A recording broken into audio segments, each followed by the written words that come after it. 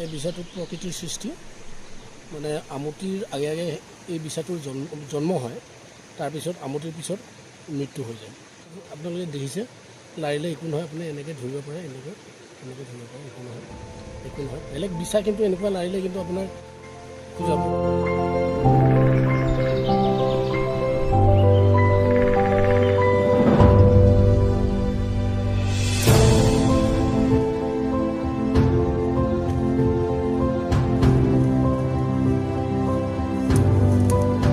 আপোনালোকে দেখিছে এইটো আমাৰ পাহাৰীয়া ওলকচু বুলি কয়, আৰু আমাৰ যিখিনি খিলঞ্জীয়া মানে অসমীয়া মানে ট্ৰাইবেলৰ পৰা ইত্যাদি কৰি গোটেইখিনি যিখিনি হয়, তেওঁলোকে এই খাদ্যটো আমাৰ অসমীয়া সমাজৰ এটা বিশেষ মানে ব্যঞ্জন হেৰি কৰি বনায় তেওঁলোকে, আৰু বনাই মানে কি কচুৰ সোৱাদ বহুত ভাল।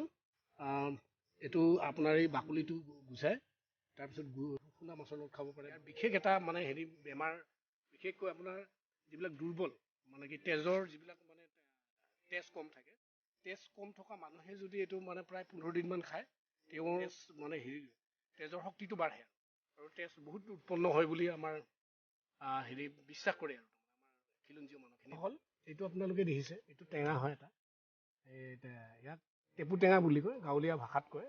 একচুৱেলি নাজানো বৈজ্ঞানিক ভাষাত কি কয়। খাই টেঙা মিঠা লাগে, মই খাই চাইছোঁ।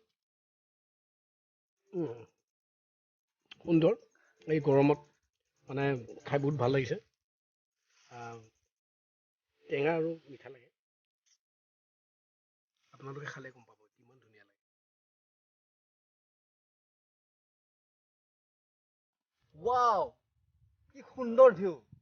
সঁচাই মানে ভাবিবলগীয়া। পাহাৰৰ মাজত যে এনেকুৱা এখন পৰিৱেশ থাকে, এনেকুৱা এখন পথাৰ থাকে, যি পৰিৱেশৰ মাজত চাক একদম ঘৰৰ গাঁৱলীয়া এটা পৰিৱেশ, গৰু চৰি আছে পথাৰৰ মাজে মাজে, এটা জনে ইয়াত খেতি বাতি কৰে, কল্পনা অতি। সঁচাই মই ভাবিব পৰা নাছিলো যে পাহাৰৰ মাজতো এনেকুৱা এখন ঠাই আছে। মানে এই বিষয়ে কিবা ক'ব নেকি আপুনি? নাই, হয় মানে কি এতিয়া বৰ্তমান ইয়াতে খেতি নহয়, কিন্তু আপুনি এইটো দেখিছে নহয়, হয়। এইখিনিলৈকে আমাৰ কেমেৰাই যিখিনি ঢুকি পাইছে মাৰিছে, তাৰ সিফালেও আছে আৰু বহুত জেগা আছে। মানে প্ৰায় মই আগতে কৈছোঁ, ইয়াতে এই পথাৰখন 35 বিঘাৰ বেছি হ'ব, বহুত দূৰলৈ আছে। আৰু ইয়াতে আগতে খেতি কৰিছিলে, হাতী উপদ্ৰৱৰ কাৰণে মানে খেতিটো কৰা নাই, আজি 6-7 বছৰ ধৰি খেতি কৰা নাই। মানে প্ৰতি বছৰে হাতীয়ে আহি পেলাই খেতিবোৰ মানে নষ্ট কৰি যায়। অকল খেতি নহৰে, ধৰক ইয়াতে তামোল চামোল আছে, কিবা কিবি চববোৰ ইয়াতে আপোনাৰ কি ইয়াতে তামোলবিলাক এইখন আছিল ডাঙৰ এখন তামোল বাগান, গোটেই এইবিলাক বহুত গছ ভাঙি দিলে। আৰু আমি যি আহিলোঁ সেই আগৰ ৰাস্তাৰেদি সিফালে যিখন বাগান পালোঁ, আৰু বহুত মানে তামোল গছ 1000ৰ ওপৰত মানে তামোল গছ ধ্বংস কৰিছে। গতিকে আমি এই দুখন বাগানেই নহয়, এনেকুৱা মানে বহুত মানে 12খনমান বাগান মানে ধ্বংস হ'ল। মানে ক'ব গ'লে 12 ঘৰ মান মানুহৰ হয় কৰিছে। ধ্বংস কৰিছে। আৰু ইয়াতে আপোনাৰ এই যিটো মানে খেতি হয়, ইয়াতে মানে ইয়াতে কোনো সাৰ প্ৰয়োগ কৰা নাছিল। মানে প্ৰতি বিঘাত 12ৰ পৰা 13 মোন হ'ব এটা মানে, আৰু পতান নহয় ইয়াতে। মানে ইয়াতে বিশেষত্ব আছে মাটিটোত, ইয়াতে পতান কম হয় আৰু ধান কিন্তু 12 মোনটো পাবই আৰু। হাই ফ্ৰেণ্ডছ, আমি ইতিমধ্যে উপস্থিত হৈছোহি পাহাৰৰ সেই বিশেষ ঠাইটুকুৰা, যি টুকুৰাৰ বিষয়ে আপোনালোকক ইতিমধ্যে কৈছিলোঁ। আহকচোন সেই ঠাইটুকুৰাৰ নজনা কিছুমান বিশেষ কথা আমি সকলোৱে জানো। দীপুল, আপোনাৰ হেৰি কেনে লাগিছে বাৰু ইয়াত জংঘলত আহি কেনে লাগিছে? সঁচাই মানে মই অনুভৱ কৰিব পাৰিছিলোঁ যে জংঘলত কেনেকুৱা এটা পৰিৱেশ হ'ব। আজি মই মই নিজেই দেখিছোঁ জংঘলৰ এটা পৰিৱেশ। ইমান মানে গভীৰ অৰণ্যৰ মাজত এনেকুৱা যে ঘৰ আছে, এনেকুৱা যে জেগা আছে, একচুৱেলি ভাবিলেও আচৰিত লাগে, নহয় জানো? হয় হয়, আচলতে আপুনি মোক যেতিয়া প্ৰথম কৈছিলে, তেতিয়া মই ভাবিব পৰা নাছিলোঁ যে এনেকুৱা এখন জেগা আছে জংঘলৰ। আমি যেনেকৈ আপুনি দেখিছে কি হাবি জংঘলৰ মাজে মাজে তেনেকৈ আহিছোঁ, তাৰপাছত আহিছে এনেকুৱা এখন যে পাম বুলি মই কল্পনাই কৰা নাছিলোঁ। আৰু মই বুলি নহয়, মোৰ বিশ্বাস আমাৰ চাই থকা দৰ্শকে চাগে কল্পনা কৰিব নোৱাৰিব যে হাবিৰ মাজতো এনেকুৱা এখন ঠাই আছে।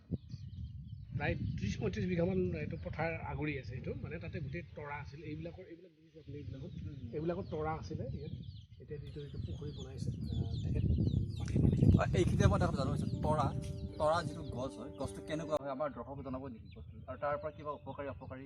একচুৱেলি এই তৰা আজিকালি পাবলৈতো নাই, কিন্তু আগতে আমাৰ অসমীয়া খিলঞ্জীয়া মানুহখিনিয়ে যেতিয়া মানে কি তৰাৰে পঘা বনায়,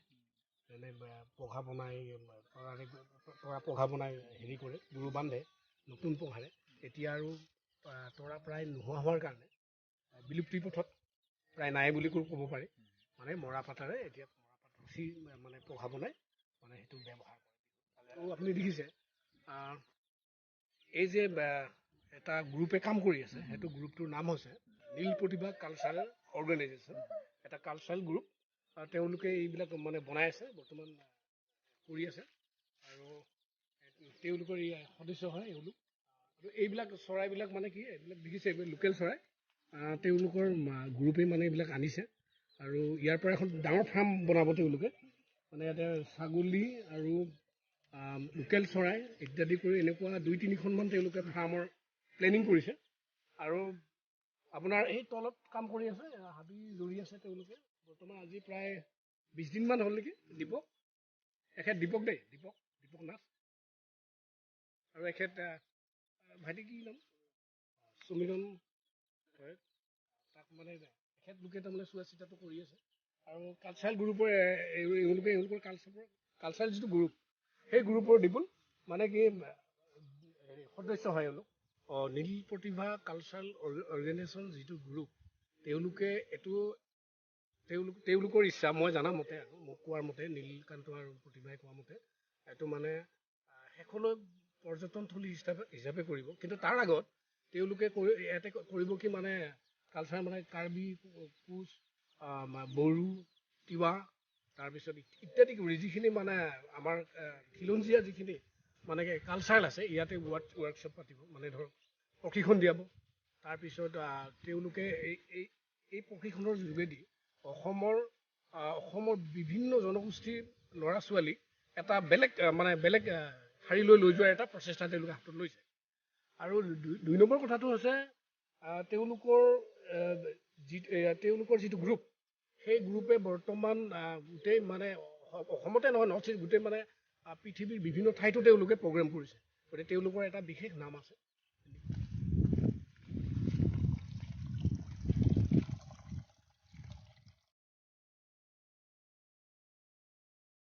ৱাও, মানে সঁচাকৈ পাহাৰৰ মাজত এনেকুৱা এটা হাবিৰ মাজে মাজে এনেকুৱা এটা ঘৰ হয়, পাহাৰৰ বাঁহ বেতেৰে বনোৱা ঘৰ। সঁচাই আটক ধুনীয়া হয়।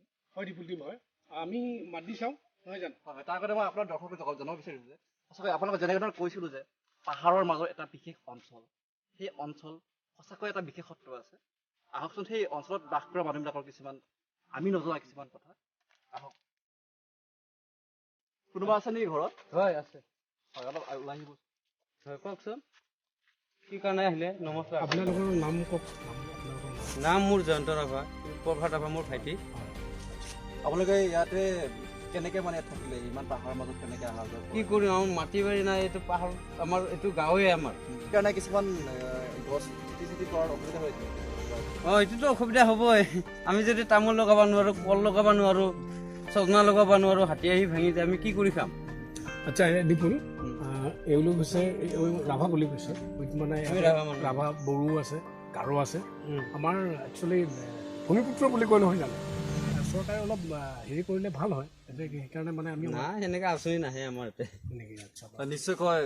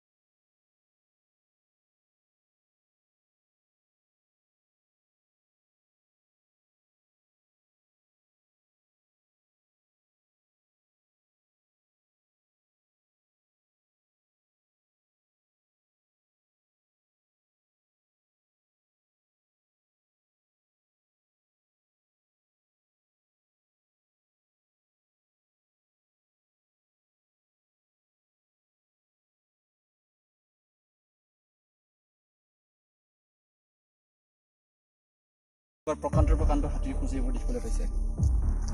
এক মিনিট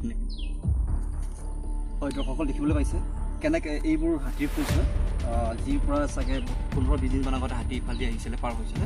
কিন্তু হাতীৰ খোজৰ পিছত তাৰপিছত আকৌ গৰু পাৰ হৈ গৈছে, সেইটো কাৰণে খোজবোৰ স্পষ্ট হোৱা নাই। কিন্তু হাতী ইফালে, হাতীৰ যিটো অহা যোৱা পথ ইফালে অহা যোৱা কৰে, এনেকৈ আহি পেলাই মানুহৰ যিবোৰ বাগান আছে সেইবোৰ অনিষ্ট কৰে, ভাঙে, তামোল চামোল বহুত ভাঙে। যাৰ হাতীৰ ওপৰত অলপ সহ্য কৰিব নোৱাৰে, ইয়াৰ পৰা কিছুমান মানুহ নামনিলৈ যাব লগা হৈছে।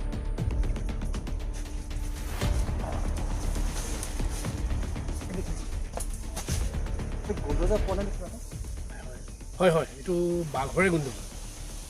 মেবি চাগে বাঘৰ ওচৰে পাজৰে আছে নেকি? নাই আছে। সেইকাৰণে আমি সোনকালে যাওঁ। মুখনবোৰ একো নাই, চিন্তা কৰিব নালাগে, আমি এতিয়া গ'লেই হ'ল বাছ। ঠিক আছে বাৰু।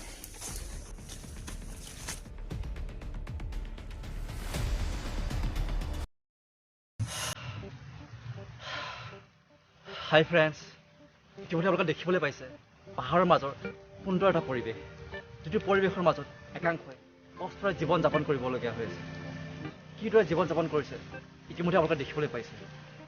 তাৰোপৰি পাহাৰৰ নৈসৰ্গিক পৰিৱেশৰ মাজত নীল প্ৰতিভা কালচাৰেল অৰ্গেনাইজেশ্যনৰ ফালৰ পৰা যি এক সুন্দৰ পদক্ষেপ লৈছে, সেই পদক্ষেপক আমাৰ ফালৰ পৰা আন্তৰিক শুভেচ্ছা জনালোঁ আৰু সকলোকে আহ্বান জনাইছোঁ, উক্ত পৰ্যটনস্থলীলৈ সকলোৱে এবাৰ আহক আৰু পাহাৰৰ নৈসৰ্গিক আমেজ লওক। কিন্তু মনত ৰাখিব, পাহাৰৰ মাজত আহিলে সকলোৱে বস্তুবোৰ ভালদৰে ৰাখিব, কিয়নো আজি পাহাৰৰ মাজত মোৰ আটাইতকৈ মৰমৰ বগা চচমাযোৰ হেৰুৱালোঁ।